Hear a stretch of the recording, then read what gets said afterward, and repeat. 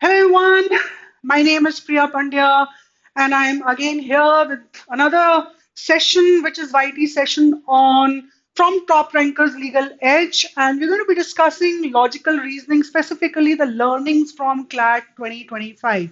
Okay, ये specifically हम LR की आज बात करेंगे, बट थोड़ा सा जनरल लर्निंग के बारे में भी आपके सामने बात करूंगी. So this particular session, of course, is for people who are going to give CLAT for the first time, or those who are going to give it again, right? ये दोनों के लिए है. अब जिन्होंने पहले ये CLAT ऑलरेडी मतलब 2025 दिया हुआ है and they are going to prepare for 2026, उनके कुछ खुद के पर्सनल लर्निंग्स भी होंगे. लेसन्स उन्होंने लर्न किए होंगे, लर्निंग्स लर्न किए होंगे, उनको पता होगा where they fell short of, right? And what kind, how their experience was and what were the takeaways. And for those who are giving it for the first time, अभी CLAT 2026 हम जो देने जा रहे हैं, उनके लिए मैं खास जो मेरा ऑब्जर्वेशन रहा है पर्टिकुलरली रिगार्डिंग कि क्या उससे टेकअवेज थे CLAT 2025 से, वो मैं आपके सामने शेयर करूंगी आज. ठीक है. So having said that, let's move on to first of all, before even we move forward with the learnings, I want to now talk about two things. Okay, एक तो ये होता है कि प्रिपरेशन की अगर हम देखें बात करें तो there is something called is area within control. ठीक है. एक होता है एरिया विद इन कंट्रोल, यानी ये मेरे मेरे मेरे हाथ में होता है, और उसमें होता है कि प्रिपरेशन होती है वो मैं कैसे जा रही है वो आपको पता है कि वो मेरे हाथ में है, और इसका मतलब है कि आपके हाथ में है. और प्लस जो इंटेलिजेंट गेसेस होते हैं based on what are intelligent guesses, basically जो हमारे सामने फैक्ट्स एंड फिगर्स होते हैं उससे जो हम एक हाइपोथेटिकल गेसेस निकालते हैं. So they are not random guesses but they are based on facts and figures, उनको हम इंटेलिजेंट गेसेस कहते हैं. So these are very much area within control. तो जो इंटेलिजेंट गेस होता है बेसिकली वो क्या करता है, वो हमें एक पाथ देता है, from where to go, and it takes us हमारे स्कोर्स वगैरह को लेकर के हमें पता होता है कि हमें कहाँ कितनी मेहनत करनी है, कौन सा एरिया सफर कर रहा है, और उस पे जो है हम वर्क करने लगते हैं. So those are known as intelligent guesses. Intelligent guesses में मैं एक और पॉइंट ये लाती हूँ कि जो हमारी प्रिपरेशन होती है वो इस जो रैंडम प्रिपरेशन को वो basically it brings into a strategic tactical preparation. ठीक है. तो that is very important, that is intelligent guesses, that is intelligent gases में ये भी होता है कि मेरी एक्यूरेसी कितनी है, इनएक्यूरेसी कितनी है, उस इनएक्यूरेसी को मुझे एक्यूरेसी में कैसे कन्वर्ट करना है. ओके उसमें मुझे एरिया ऑफ वीकनेसेस, वल्नरेबिलिटीज, उनको मुझे अपने स्ट्रेंथ में कैसे कन्वर्ट करना है. All that is area within your control, your preparation on how you go about it. Other than that area beyond control होता है पेपर सेटिंग. पेपर सेटिंग में आपके पास like you are clueless as to what is going to come. Paper setting में आपका कोई हाथ नहीं है, इसमें आपका कोई कंट्रोल नहीं है. जो लेवल ऑफ डिफिकल्टी इजी आएगी, डिफिकल्ट आएगी, मॉडरेट आएगी, उस पर आपका कोई कंट्रोल नहीं है. ठीक है. सो बेसिकली पेपर सेटिंग कैसा होगा, क्या क्वेश्चंस आएंगे, कहाँ से आएंगे, आप एक ओवरऑल एक लार्जर पिक्चर देख सकते हैं, पर माइन्यूट डिटेल पे आपका कोई हाथ नहीं होगा. इसमें इंटेलिजेंट गेसिंग, अब इन दोनों को हम मिलाते हैं, इसका एक बैलेंस लेकर के चलते हैं. बैलेंस ये लेकर के चलते हैं कि पेपर सेटिंग जो है उसके बारे में भी हम एक मेजर एक ब्रॉडर आइडिया लगा सकते हैं from the previous years paper के, किस तरह के पेपर आते हैं, और उससे हम एक मोटा मोटा गेस लगा सकते हैं. लेवल ऑफ डिफिकल्टी को भी हम समझ सकते हैं कि लेवल ऑफ डिफिकल्टी कैसी जा रही है. ठीक है. तो एक ब्रॉड पिक्चर तो हम ले सकते हैं which is part of the intelligent guess, और बेस्ड ऑन दैट इसके बेसिस पे हम थोड़ा सा प्रीव्यू अपनी प्रिपरेशन को उस डायरेक्शन पे लेके जा सकते हैं.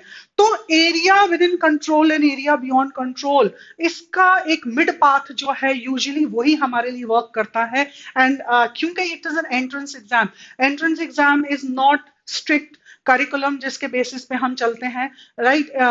Anything and everything can come. There are no set passages from where और genre that you can take, कि यहाँ से आएगा.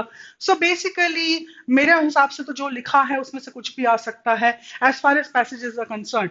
Okay, so let's move on now to the next slide which talks about कि अगर हम अभी रोड मैप जो हम 2026 का तय करेंगे, उससे पहले थोड़ा सा हम जो है लॉजिकल रीजनिंग की बात करें। क्लैट 2025 में कैसा था, टाइप्स ऑफ पैसेजेस कैसे थे, लेंथ क्या थी, लेवल ऑफ डिफिकल्टी क्या थी, जो मेरी ऑब्जर्वेशन रही है मैं उसके बारे में आपसे बात कर रही हूँ। ठीक है ना, ये देखिए पर्सनल ऑब्जर्वेशन को हम लेके नहीं ले सकते हैं। इंडिविजुअल ऑब्जर्वेशन बहुत अलग होंगी, that will be totally based on students preparation level. Okay, or the students understanding of the question at that time will make it difficult, moderate, easy, super easy. That's a different thing. But when we were going through as faculty team, we were going through the passages. So क्या हुआ कि जब बच्चे बाहर आए CLAT दे करके, तो usually हम दो तरह के रिएक्शंस देखते हैं बच्चों में। या तो वो बहुत खुशी से बाहर निकलते हैं, और या फिर वो सैड होकर के बाहर निकलते हैं। दिस टाइम राउंड जो रिएक्शंस आए थे वो था, मैम पेपर वेग लगा, इजी तो लग रहा था बट वेग था। मैम कंफ्यूज हो गए हम लोग, कंफ्यूजन बहुत था। तो ये जो था वो साइन जो है एक तरह का रेड फ्लैग की तरह हमारे सामने आया। राइट, सो फिर हमने पेपर खुद उठाया, तो आपने आपके सामने इतने एनालिसिस उसके साथ आई गए हैं कि देवर एरर्स, बहुत एरर्स उसमें निकले हैं। But that apart, let's understand LR को लेकर के types of passages in question. तो अगर हम लेंथ ऑफ द पैसेजेस देखें तो एक पैसेज जो था, जो फर्स्ट पैसेज अगर हम देखें, दैट टोटली डिफरेंट, क्योंकि डिफरेंट डिफरेंट सेट्स आए थे। बट एक अंडर 200 था, which was close to 170, okay. और जो मैक्सिमम लेंथ गया है वो 305 गया है। सो दिस टाइम जो पेपर आया वो कम लेंथ वाले आपके सामने सीआर रखे गए थे।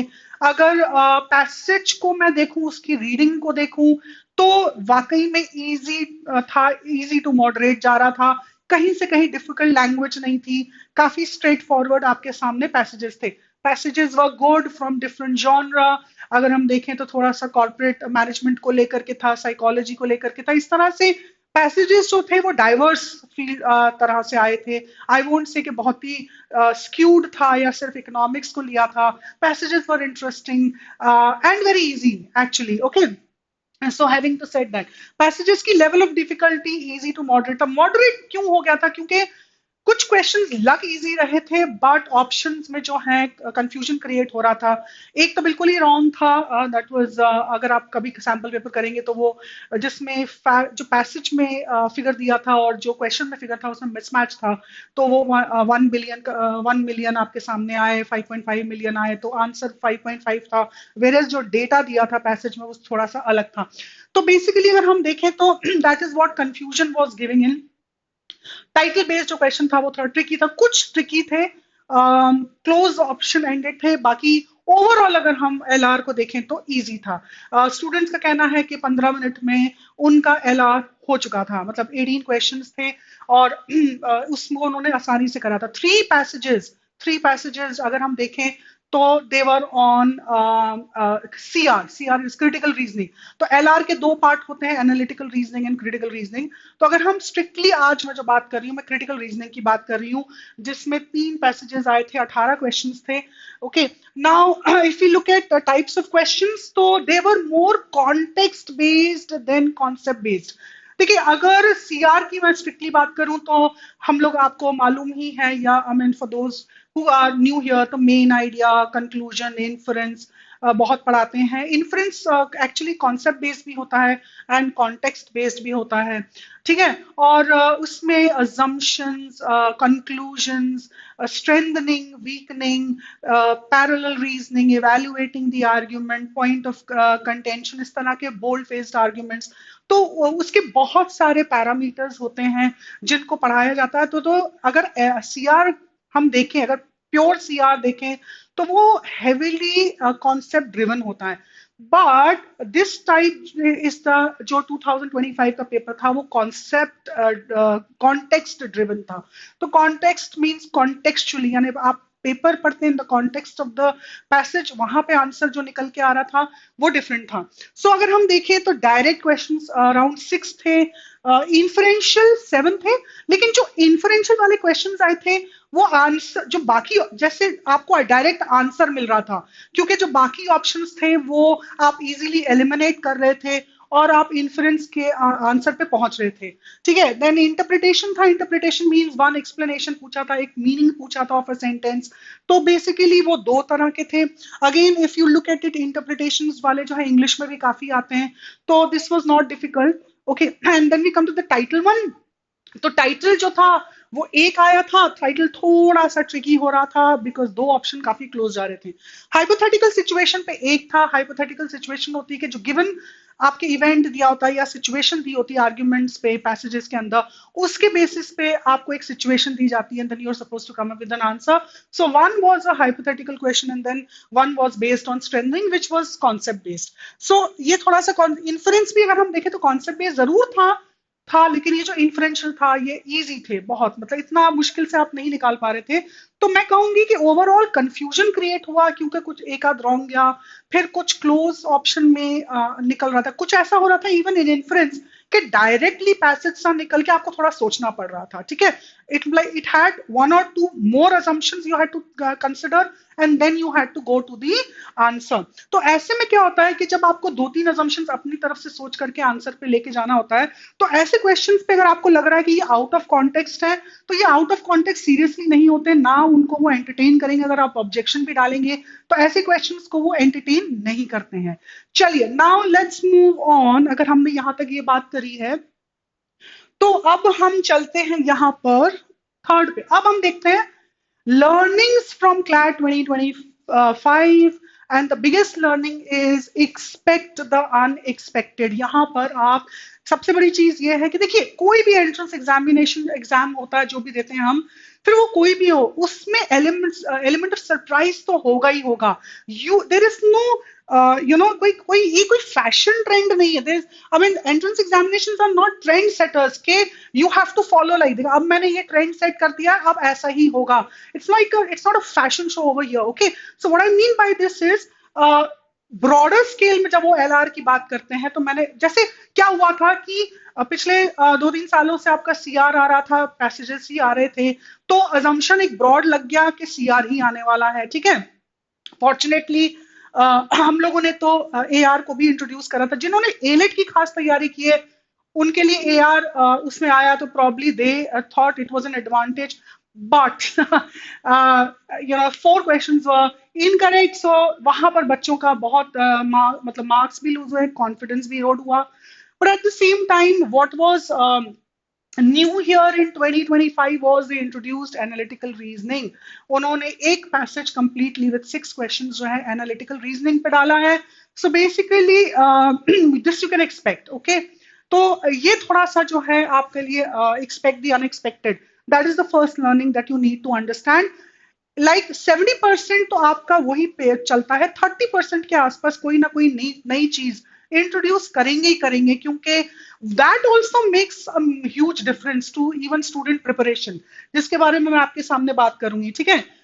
सो now the what is the road ahead for 2026। अब आपके सामने ये आया तो हम रोड अहेड फॉर 2026 यहाँ क्या लेके चल रहे हैं। First of all we need to have a mindful preparation. देखिए when you study the previous year's papers to have an idea, have a guidance as to how or what is being asked, and again what is repetitive, so that becomes the major 70 parts that yes I have to put in that kind of energy and invest myself in that। but then you have to keep the 30% of the surprise element। तो यहीं पर ordinary to extra ordinary की journey शुरू होती है कि जो surprise elements है आप उसको भी कवर करते हुए जाइए, ठीक है। सो माइंडफुल प्रिपरेशन में आपको ध्यान रखना है for you, for those who are preparing for 2026, if a section has not come for a while, it does not mean that it is off the radar। ये सबसे पहला जो एक लर्निंग है इस बार की वो ये है कि जैसे एआर आ गया आपका, तो अगर कुछ समय तक आपका एआर नहीं आया था तो इसका मतलब ये नहीं है कि वो आगे भी नहीं आएगा। So that is one learning. Now जैसे कि अगर हम इंग्लिश देखें, इंग्लिश में अगर ग्रामर कुछ वक्त तक नहीं आया तो इसका मतलब ये नहीं है कि आगे इंग्लिश में ग्रामर नहीं आ सकता। Similarly entrance examination are not trend setters. मैंने आपके बता दिया ये कि ये कोई ट्रेंड सेटर्स नहीं है। इसका मतलब है कि वो अनएक्सपेक्टेड देंगे ही देंगे, कोई आपको ऐसा नहीं है कि हाँ ये ट्रेंड सेट हो गया तो ऐसा ही आगे भी आएगा। So now we need to have a game plan ready, okay. आप रैंडम एब्स्ट्रैक्ट प्रिपरेशन की बजाय आपके पास ABC गेम प्लान्स तैयार होने चाहिए। इसका मतलब है आस्क व्हाट इफ की तैयारी रखिए, ठीक है। जो ये hard question, it's very difficult कि you have the A ready but you don't have the B and C ready, so you are in denial, you do not prepare for that, right? But you really need to ask these tough questions. One is a totally new question or section comes which one is unprepared for. मान लीजिए आपने ये section करा ही नहीं है, ठीक है। अब आपने अगर ये टोटली न्यू सेक्शन या कुछ आ जाता है जिसके लिए आपने अनप्रिपेयर्ड है, तो वहां पर सबसे बड़ी प्रॉब्लम जो होती है वो ये होती है कि when you see something new, your confidence starts going down. और एक बार एक सेक्शन से कॉन्फिडेंस जब नीचे गिरने लगता है तो बाकी सेक्शंस को भी वो अफेक्ट करता है। It's like a Domino's effect. So what I mean is that ask yourself, what if something, how do I compose myself, how do I go about it? तो instead of what I personally feel is, अगर एक नया section आया है तो घबराने की बजाय उस सेक्शन को आराम से पढ़ करके देखिए what are attemptable, कितने क्वेश्चंस वहां से अटेम्प्टेबल हैं, how can I go about it. तो पहला आपका है कि आपकी क्या स्ट्रैटेजी यहाँ होने वाली है। दे कैन बी, अगर ठीक है, अब वो ऑब्जेक्शन पे आप डाल सकते हैं, दैट्स अ डिफरेंट थिंग। लेकिन क्या हम ये कह सकते हैं कि कोई नया सेशन या सेक्शन नहीं आ सकता? बिल्कुल नहीं कह सकते, ठीक है। Second, the level of difficulty. अब आपको इम्प्रोवाइज करना अपनी स्ट्रैटेजी में बेस्ड ऑन, कई बार क्या होता है कि हम इतना डिफिकल्ट करते हैं कि जब इजी आता है तो हमारा माइंड जो है वो इजी को कॉम्प्रीहेंड ही नहीं कर पाता।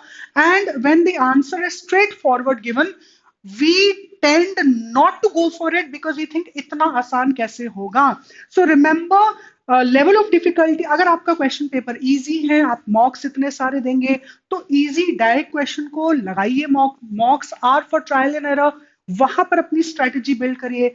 आई keep telling my students like a cricket field, ठीक है, जहां पे आप एक बैट्समैन है, बैट्स पर्सन है, राइट, एंड आपके सामने बॉलर आ रहा है। अब आपको हर तरह के बॉलर पे बल्ला घुमाना स्ट्रेट तो नहीं है ना। इसका मतलब साफ है कि भाई अगर स्पिनर है तो उसको अलग से खेलेंगे, फास्ट बॉलर है उसको अलग खेलेंगे।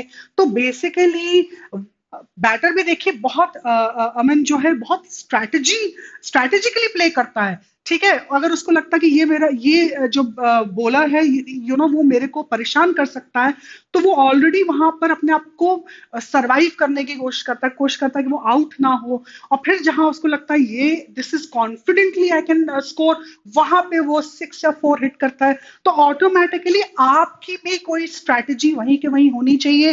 तो the level of difficulty easy है तो इजी की स्ट्रैटेजी क्या है, मॉडरेट में आप कितना खींच सकते हैं, कितने नंबर ऑफ अटेम्प्ट्स कर सकते हैं, और डिफिकल्ट में आपकी स्ट्रैटेजी कैन नॉट बी कि जय माता दी करके आपने लगाना शुरू करा। डिफिकल्ट में आपको पता है कि इनएक्यूरेसी का रिस्क बहुत बढ़ जाता है। सो ऑटोमेटिकली यहाँ पे लेवल ऑफ डिफिकल्टी आपको अब ये चलना है। देखिए, दो चीजें समझिए, एक होता है कि हम खुद ट्रायल एरर से सीखते जाएं, और एक होता है कि ये जो लर्निंग्स हैं, जो लोगों ने गलतियां की उसको हम समझे और ये मिस्टेक हम दूसरों की लर्निंग से लें, ठीक है। That is known as wisdom. So here that is something that we need to keep in mind. तो हमें उस चीज को ध्यान रखना है।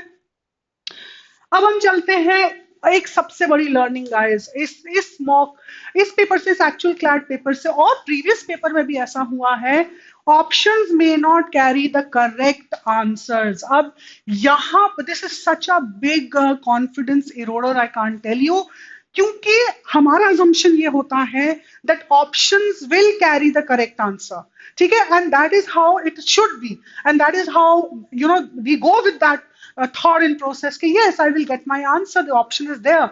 Now what happens is that you encounter, अब ये हुआ बच्चों के साथ, जैसे एआर में क्या हुआ कि 4 क्वेश्चंस गलत, तो उन बच्चों का कॉन्फिडेंस वहीं से गिर गया, क्योंकि उनका आंसर सही आ रहा था but none of the options had the answer.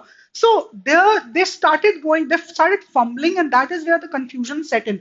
Now what I am trying to say here, please understand, road ahead for 2026, इसका मतलब है आप थोड़ा सा दिमाग में रख के चलिएगा इस बार कि क्वेश्चंस गलत हो सकते हैं, ठीक है। ऐसा नहीं है, मतलब ये क्वेश्चन स्टेम गलत हो सकता है, यानी ऑप्शन में आंसर ना भी हो, ऐसा आपको दिमाग में रखना है। So pay attention on to the red flags, उन पे ध्यान रखिए।